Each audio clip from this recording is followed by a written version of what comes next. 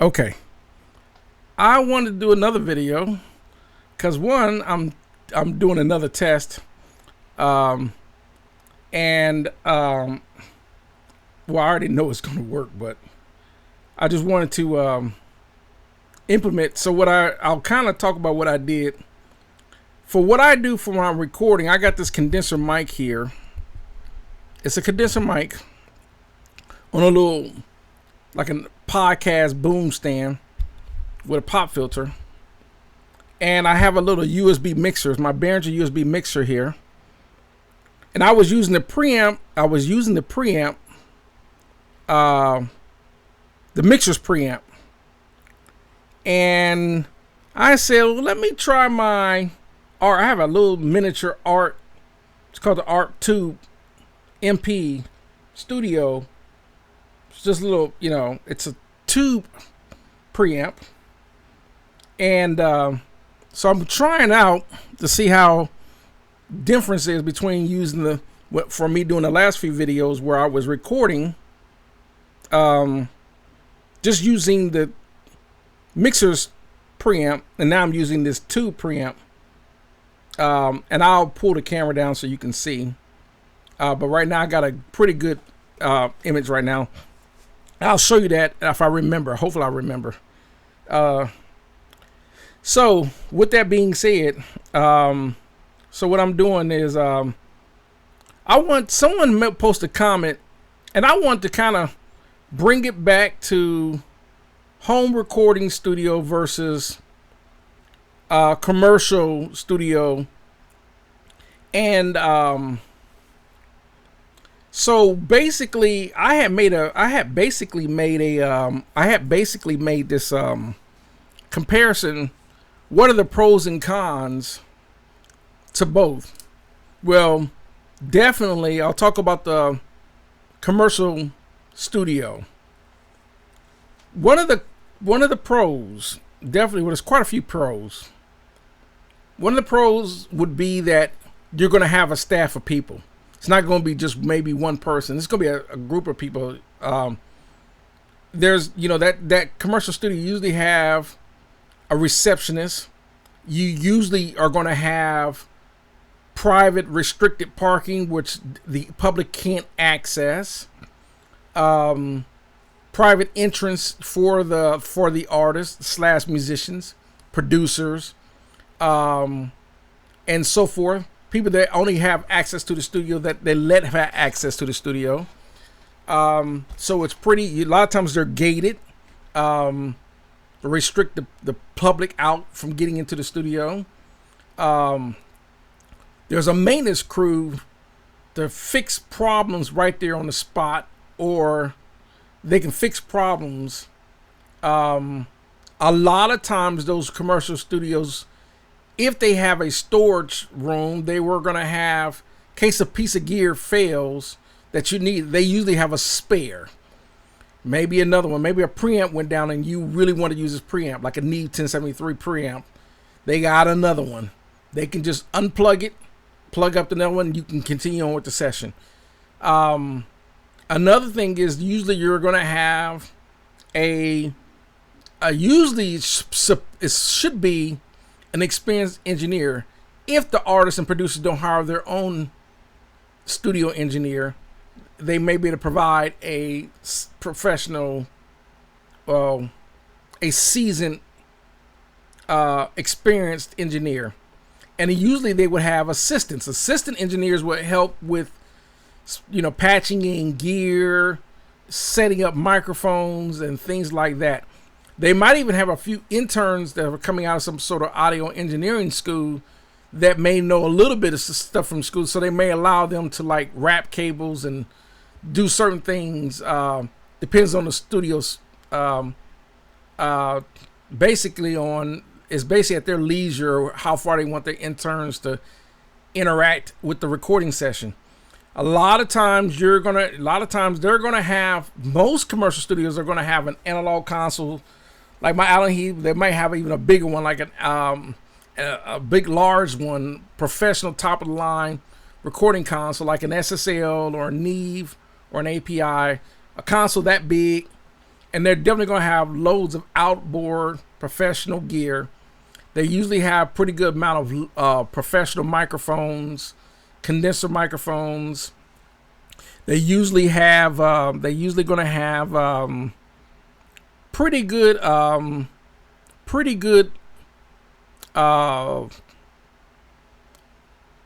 of high-end microphones, some of the best gear.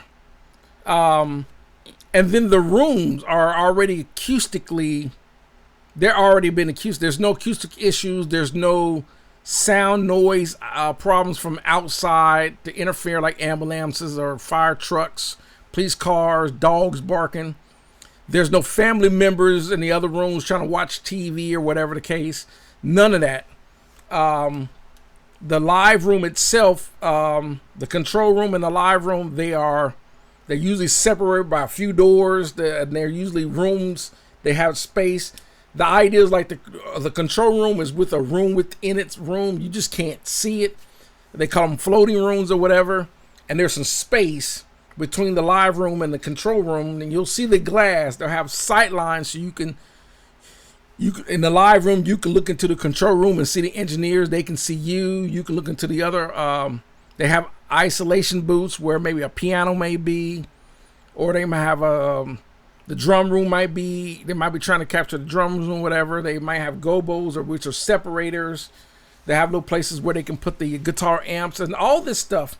It is basically ideal for recording. They're going to have all that. Most of them.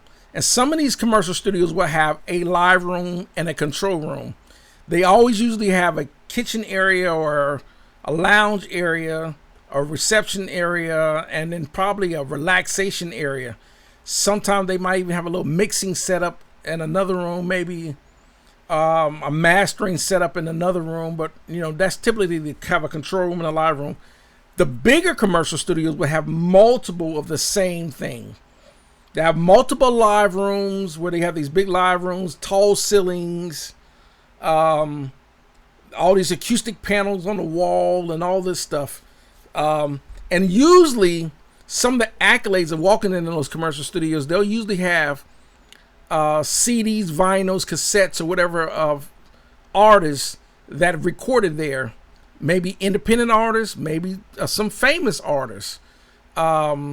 You can go to a commercial studio and you'll probably see the gold or platinum album with like Beyonce or Jay-Z, or you might walk in there and you might see some recording artists or groups from the past. It may have been Kool and the Gang, or it could have been Earth, Wind and Fire, or Chicago, or the Rolling Stones, or it could have been Metallica, or a country western act like maybe Travis Tritt or somebody recorded there.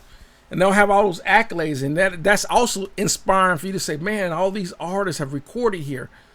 So it's almost walking in there and almost getting this wow factor of being in a professional commercial building and a professional commercial recording studio. And you'll see all that and see all the gold and platinum albums. Maybe they'll even have Grammy awards and stuff like that, or American Music Awards and all these producer awards and recording studio engineer awards and all. They'll have all these accolades on the wall. That's usually the pros of it. And on the most important pro out of all of it is being in a commercial studio like that.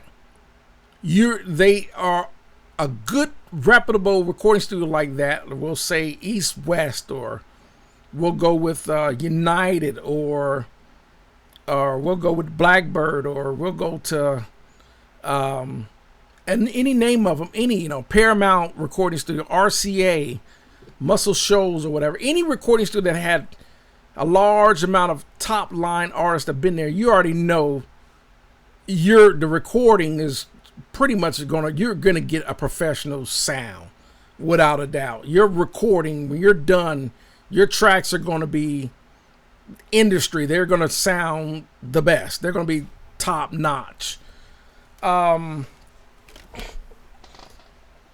cons, the only few cons, the number one con to a professional commercial studio is price. some of those, the more studios like East West, United, Sunset Sound, and studios like that, is their times could be as much as $500 to $1,000 a day.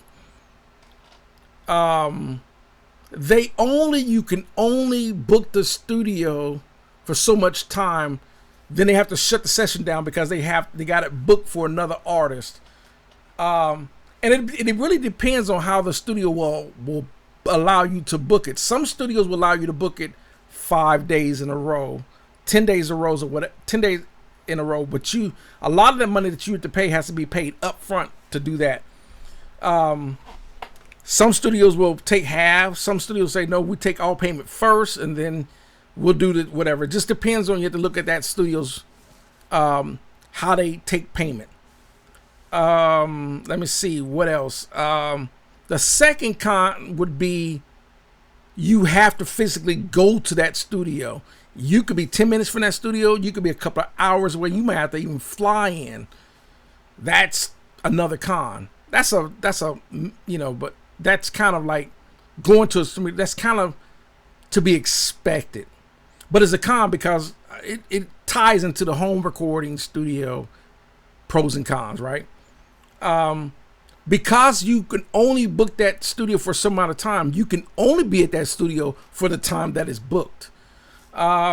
Which means that a lot of times you only have enough time, you might only be allotted enough time to book that studio just to record.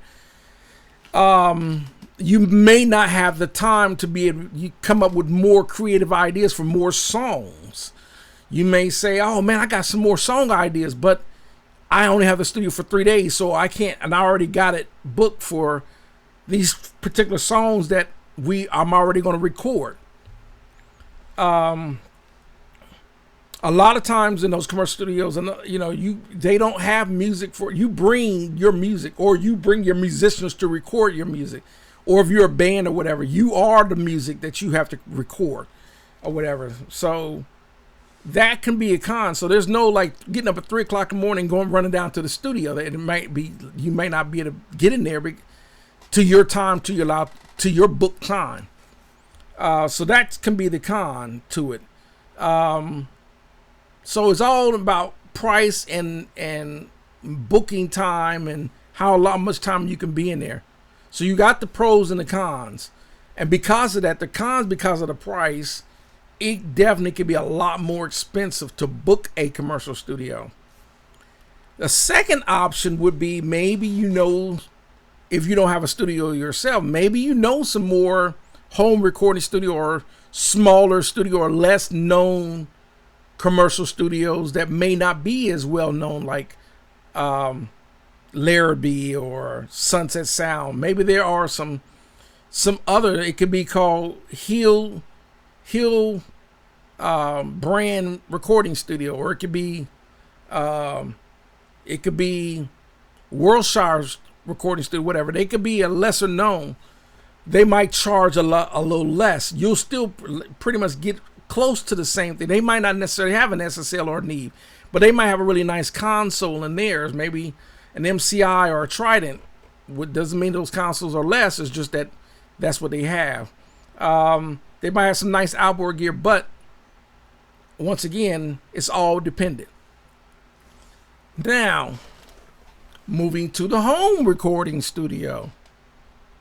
The pros would be, if you own the home recording studio, naturally there is no cost.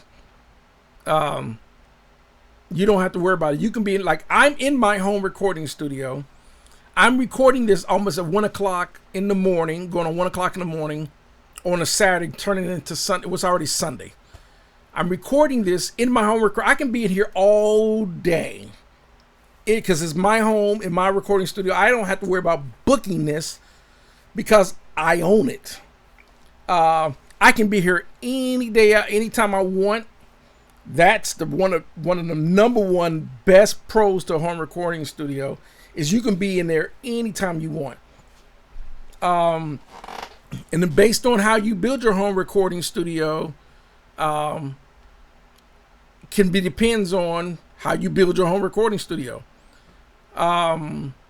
So that's the great thing about it. I don't have to worry about booking the studio. I don't have to worry about cost and paying for up to $500 to $1,000 a day or whatever because I own it. That's the great thing about a home recording studio. All right. There are quite a bit of cons to a home recording studio that you would have to address. Number one would be two things: acoustics and sound isolation. For me, my floor is completely carpet. So because of that, I have no room reflex. So if I clap my hands, it's pretty dead in here. Some people may see what we call the low budget, like I have like some low budget, those are low budget. Those aren't really ideal for, like you see on the wall right here. That's not really ideal for acoustic. I bought them, they look cool. They're not really doing anything. So some people look at you and they'll see this and they'll see the walls right here. And they'll see, the thing is, my room is angled and it's completely carpet from wall to wall. And I've already ran noise and acoustic problems and addressed all my acoustic issues. This is the reason why my placement of my console, my studios are where they're at. I've addressed all acoustic issues in here.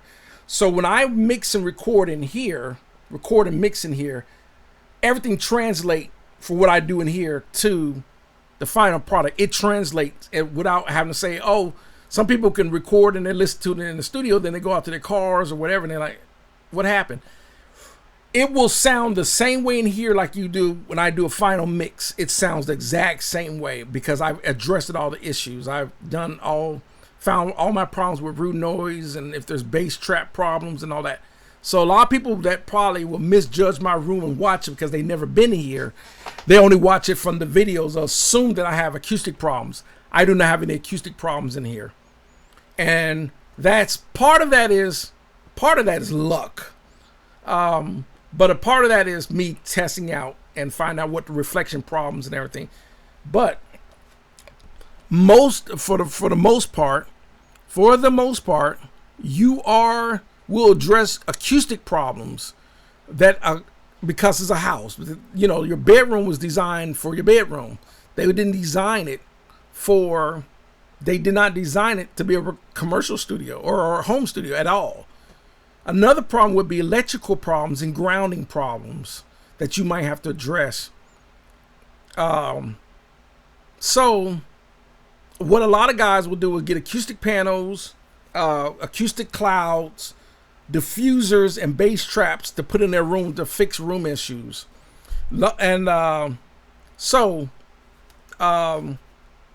you have to address that. But even if you addressed all your acoustic problems to fix reflections and things like that in your room, there's still noise isolations that got to be addressed. And most people just don't have the funding to address noise issues. So even I'm in the same boat. I just happen to be in a neighborhood that is just quiet during the day and it's quiet at night. There's hardly any noise, but every now and then I get occasional helicopter flying over, or I get occasional ambulance or some noise because it's a house. So the noise isolation is the issue for me, not necessarily acoustic issues. But that's another issue. That's another con to a home recording studio. The third con would be most people are starting a home recording studio, but the problem is a lot of people don't have any recording studio experience. Like me, I was fortunate. For one point, I was down pretty much living in a recording studio for a couple of months. I was living at the recording studio for a couple of months. So this is way back in the 90s. So it gave me a chance to just stay in the recording studio and record and learn basic stuff. And then I just developed my experience. I started taking classes and I really started getting better. I really started getting better over time and really started learning gear. And then I really started going to commercial studios and watching and learning the whole process. And this is over the years. And I had to also do this in conjunction with me being in the Army. Also, then I started building my own. home recording studio around 2002. So that's another con. So it could be experience level. Not everyone that has a home recording studio have experience. But since I guess it's 2024, and it's going to be, I started in recording studios in 94, so that's about 30 years. So I've been around in recording pretty much off and on my whole life. Well, not my whole life. Since the 90s, 94, up until today, studios. And that's all I study besides my other hobbies, photography, being a mechanic, other things that I do. But this is what I, that in the industry, because I was with an independent record label. So, to sum up, so the learning curve in a home recording studio can be longer, especially if you are a novice. You're brand new at this. It's a lot to learn. It's not saying that it's not doable, but a lot of times for a person that has a home recording studio or start to build a home recording studio, they have no idea what they need and what tools and what pieces of gear and so forth. They're like, what do I do? How do I begin? And with the day and age of the internet, we didn't have the internet 30 years ago. And even been in 30 years ago, they were still using 24-track tape machines. That was still the common recording source, even though there was ADATs and Tascams and Fostex and hard disk recorders, but 2-inch 24-track tape machines was still the standard. So I would say everything pre-2000 and earlier, 99% of that music you were listening to was coming from a 24-track tape machine commercial studio. And when we talk about all the thousands of major artists. After that, a lot of that started shifting, especially with DAWs getting better, plugins and so forth. And now Pro Tools have become a dominant DAW, and all the other ones have become pretty much mainstream within the last 15 years.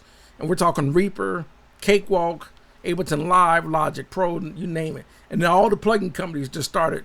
I would say plugins really shot up within the last 10 years. From 2014 up, we're all gone 24-bit or 24-bit. We're all 64-bit operating systems now, Mac and PC. We're not really doing 16-bit now. We're doing 24-bit, 48K or 96K or even 192K sampling rate recording.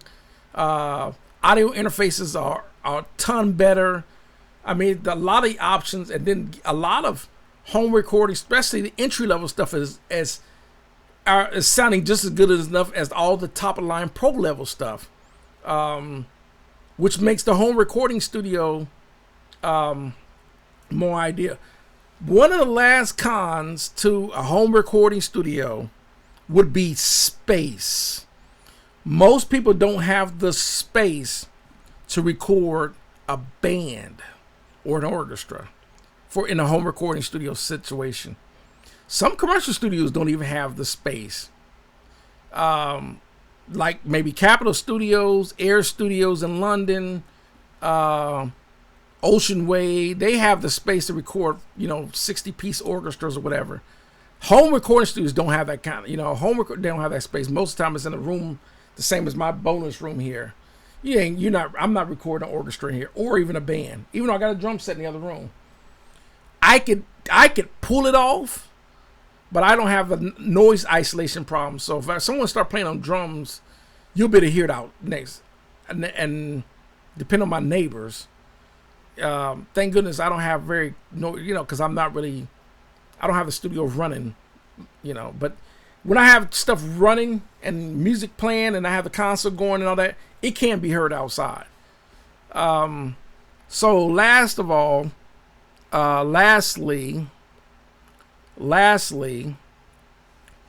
that can be your con. Space, acoustic, whatever the case. So in the end, it's like Should I go to a commercial studio and just spend the money and have it professionally done that way? Or should I do it in my home recording studio and save a lot of money?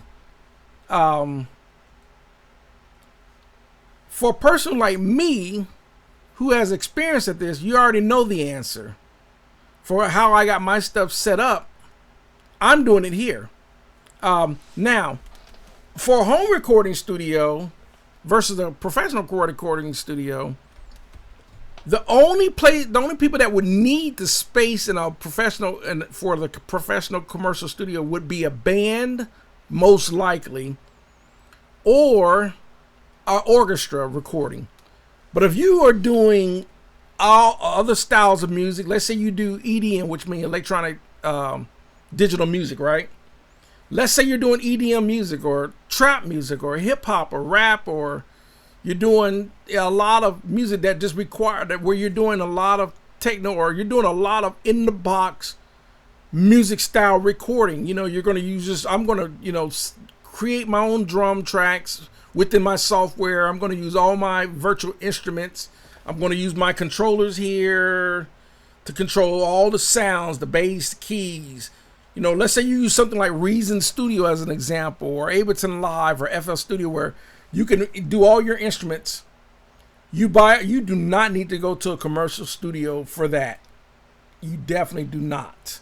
But if you want to get the advantage of getting those recordings, like that actually have band members, like country and western music, they always use bands, or rock band, because rock bands can get loud, or jazz band or country and western band, or you're going to record an orchestra. You probably want to if you don't have the space in your home, you're probably going to want to definitely take the advantage of a commercial studio space. Or you can use a combination of both. Maybe you might just record certain parts at a commercial studio, get the files, and then take it home to do the mixing in your Pro Tools or Logic Pro or whatever. Some people do that. They'll rent the spaces just to get the sound, bring the files back to their house, and then do all the mixing themselves. It just depends. So that's my take on the home recording studio versus the professional recording studio.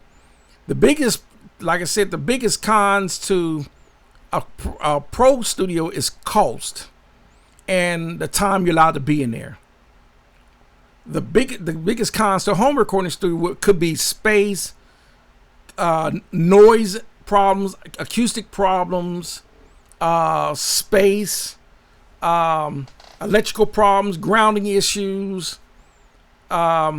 You could be, even though you could have your home recording studio, you could have dogs, pets, dogs barking, family members where they're trying to TV in the other room, and you're trying to do stuff in your bedroom, and you got the there.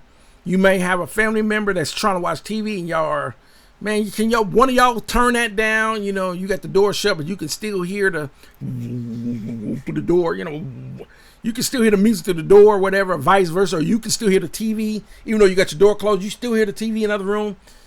And another con would be, do you have a supporting family if you're not single? Are they 100% behind you trying to do this recording stuff in your home? Some family members, they pretend like they're tolerable and support what you're trying to do with doing your music. Some are not. Some are faking it, and they really are bothered because they don't really understand why you have such a passion for this. And that can be a mixed relationship. That can be that can be one of those things where you're like, my significant, she just don't understand, or if it's her, he don't understand, or whatever. Whatever the situation is, they just don't get it. Like, they don't understand. They look. Why? I don't know why you got that. You buying that computer and MIDI controller and studio monitor. Why you buying all that? Some people understand, but some family members don't. Some of my family members do not understand their significant other's hobbies. So that can be a con. So I just wanted to do the home recording studio versus the professional commercial studio. And for me to sum it up, my thing is, I think even with the cons that you might have to address in your home recording studio, would be still a whole lot cheaper to address in your home recording studio.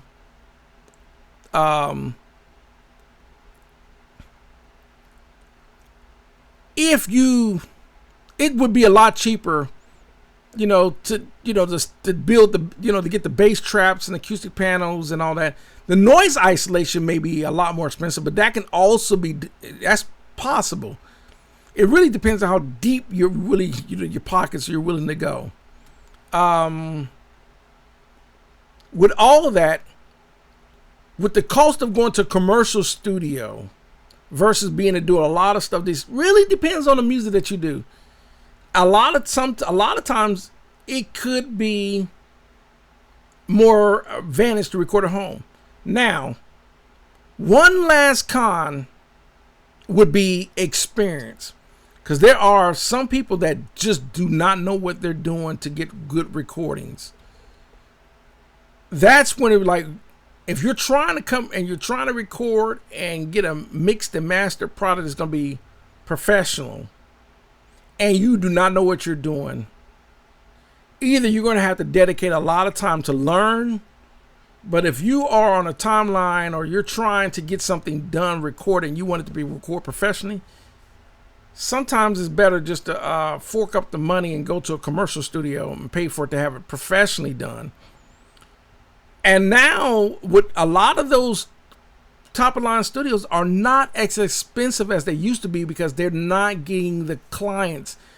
And I'm talking about all the even signed artists to recording labels. They're not getting the clients aren't coming as much. So what a lot of commercial studios, what they're trying to do now, which is going to be my next video, or we might talk about that would be audio recording school. A lot of times that's going to be to a point where you will have to say to yourself, am I willing to pay? Some of these recording studios are down to about $75 to $100 a day, $150 a day to go into a commercial studio that has a Neve console and engineers and assistants and all that, and $150 a day, and you can book it for a week or whatever. That's, technically $650 for the week for the studio. In some instances, it's better to pay that if you really don't know what you're doing, or you don't have the gear to do what you need to do. Maybe you don't have the gear, especially if let's say you do have the space to record in your home recording. So let's say you converted your garage and a couple of rooms to be able to have a nice live room or whatever. Let's say you've been able to have a nice control room, live room. You do have the space, but you just don't have the gear. Let's say you don't. Yeah, I got a 8-channel, an Apollo, but I can only afford one of them. But I'm trying to record 24 inputs at the same time. I'm trying to record the drums, the bass, guitar, keys, vocals. I'm trying to do all this, and I just don't have the inputs or whatever. Or in some instances, it is beneficial to have a console, but you just don't have the space, or there's a whole lot of factors. You might want to fork up the $150 a day and just, if you're a band, everyone dishes out $150 to go to that recording studio and just book it for 5 days or whatever. 12-hour lockout for 5 days and just record there. Or just, take us, go to the, or fork up the money to go and record maybe the essential parts like the drums or vocals or whatever, then bring the files back and then do everything, and then hire a good mixer to mix everything in your DAW and then use your plugins or whatever. There's a whole lot of factors. So I just wanted to throw my little 2 cents on The home recording studio versus the professional recording studio. I wanted to bring it up one more time. And so I did remember. And so I'll kind of show you with the camera what I was using. So if you can see here, I was using this mixer. If it focuses, it won't. Let me see. Would it focus? Will it focus? It will not focus. But anyhow, there we go. That's the mixer I was using. Then I decided to use this. If I can get the, let me see, the camera. So now I'm using that as the preamp. So I'm using this preamp to see how it sounds versus I was just using the preamp in this mixer here. So let me let it autofocus because it's focusing on the back. Let me see if it'll automatically focus back. Sometimes it don't want to. Let me see. There we go. I'll stay on focus. There we go. Okay. So I decided to use this preamp into the mixer, see how it sounds for this recording. So there you go. And that's going to do it. Yeah, all right. Y'all have a good one.